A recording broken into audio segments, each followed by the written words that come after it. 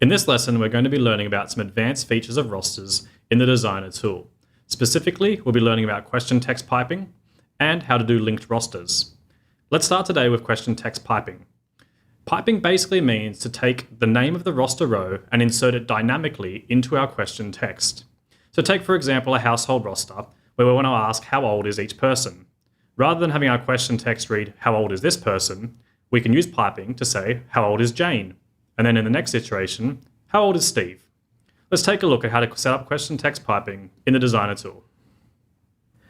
So you may have noticed when we were testing our questionnaire that you can see the title of each roster row is here, Lachlan, the name of the household member. But in our individual questions, we have this piece of text here, names.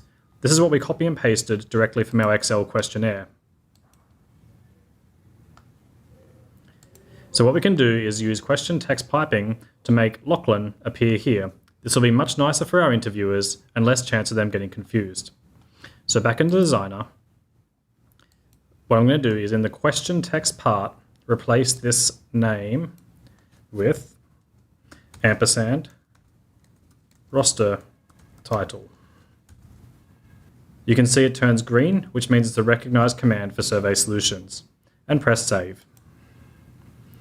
Let's compile and test and see how this looks.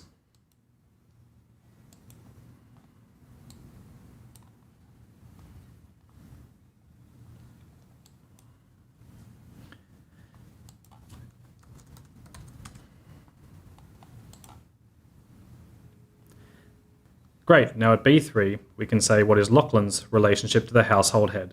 Much nicer. Next up today, we're going to be talking about linked rosters. A linked roster is essentially a continuation of a roster from earlier on in the questionnaire, where we want to use the same roster rows in the same position. Let's take a look at how this works diagrammatically. To explain linked rosters, let's imagine the flow of our questionnaire. So let's think first of all, we have a household roster, where we've set up 4 members. And for each of these members, we want to ask them the roster questions. So for Matthew, he's asked questions 1 and question 2.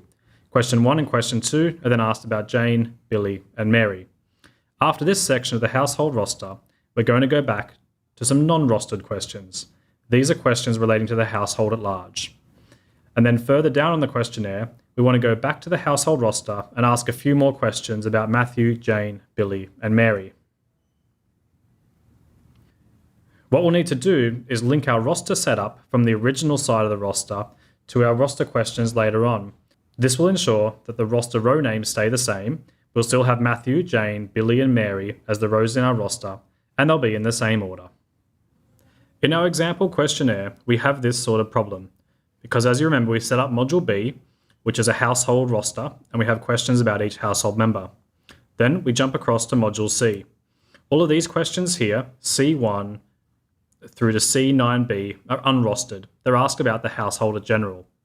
And then when we come to this question here, C10, it's asking things about each household member. Question C10 is an example of a question which works well on paper, but we can rework a little bit to make it even nicer in CAPI. We can rework question C10 to ask for each household member and whether they suffer from any of the following diseases.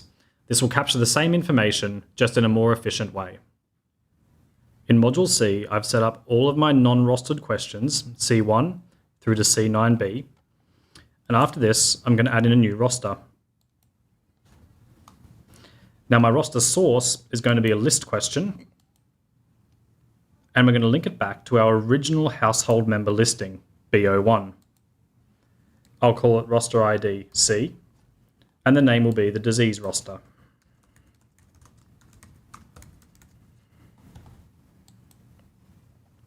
And inside my roster, I'm going to make the new question structure that I suggested.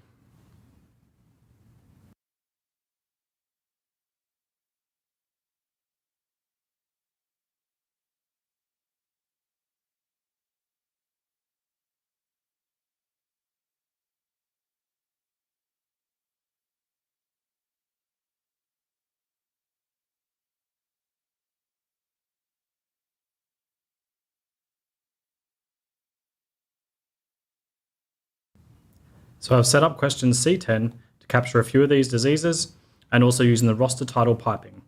Let's compile and test and see how this looks on screen.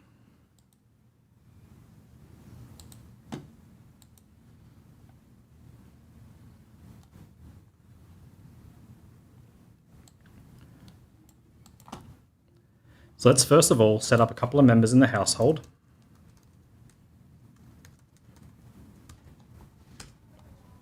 So you can see here in Module B, we have a roster row for Lachlan and one for Sarah. Now when we come to Module C, we'll have here all of our unrostered questions.